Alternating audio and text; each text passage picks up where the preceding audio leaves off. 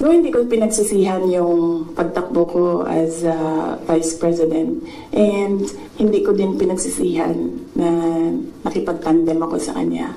I'm sure merong rason ang Diyos kung bakit ako nilagay dito sa upuan na ito, sa ilalim ng seal na yan.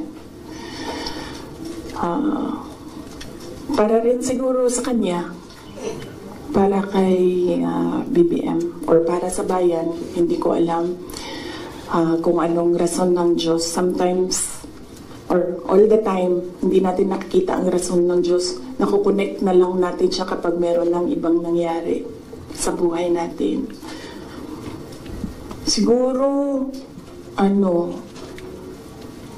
yun yung rason para ganito gawin ko, bullshitin ko sila ng bullshitin.